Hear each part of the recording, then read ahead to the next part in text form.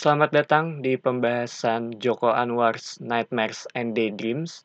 Episode ke-6 berjudul Hypnotize, bercerita mengenai seorang suami yang sedang berjuang untuk mencari pekerjaan, namun karena desakan ekonomi, ia memutuskan untuk melakukan suatu hal. Kurang lebih seperti itu dari sisi plotnya.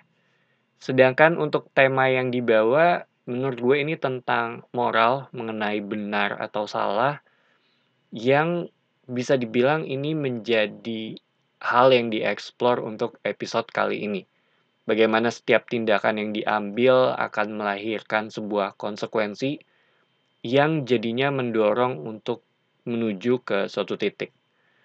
Dan setelah gue selesai nonton, ini cerita yang menurut gue sangat kompleks, banyak masalah psikologis yang menghantui karakter utama di sini.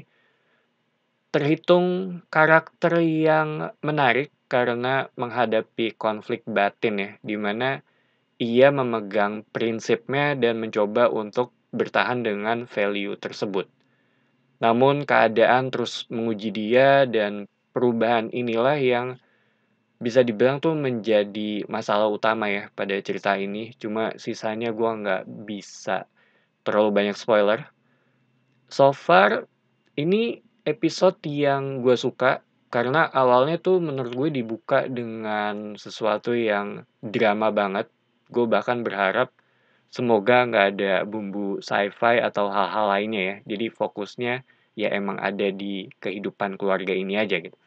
Soalnya dari sisi masalah udah jelas mengenai masalah keuangan, terus sulitnya mencari pekerjaan, itu menurut gue akan gampang untuk relate ya dengan penonton pada umumnya gitu.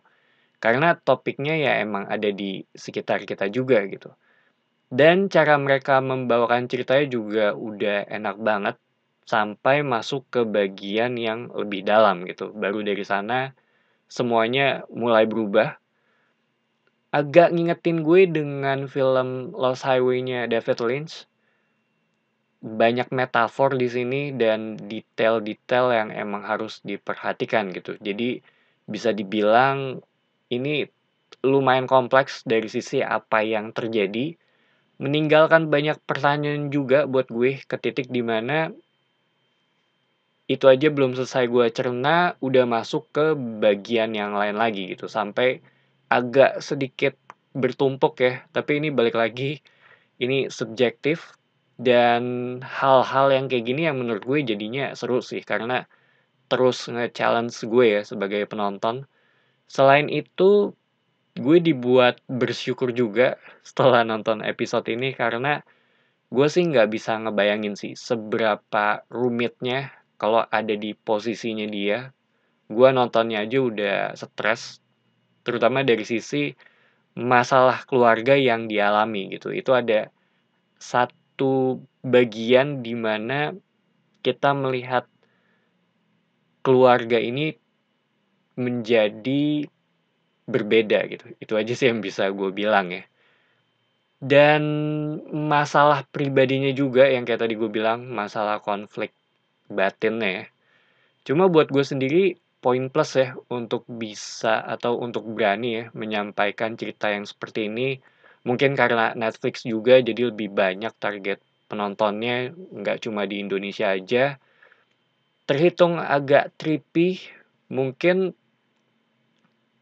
feeling gue sih ya, nanti mungkin semua karakter-karakter ini akan berkumpul dalam satu episode.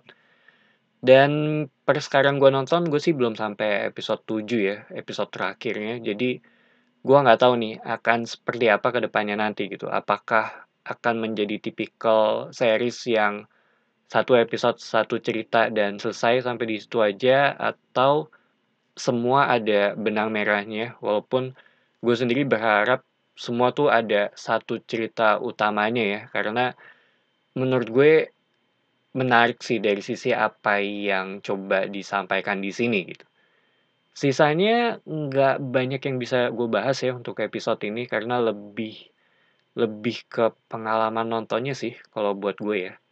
So, episode ke-6 sangat menarik, agak trippy. Buat gue ini lebih ke pengalaman nontonnya terhitung kompleks dan lumayan penasaran ya untuk ngelihat akan seperti apa nantinya. Semoga sih ada kelanjutannya ya kalau buat gue. Jadi itu aja opini untuk episode ke-6. Thank you for watching. It's me Patrick signing off.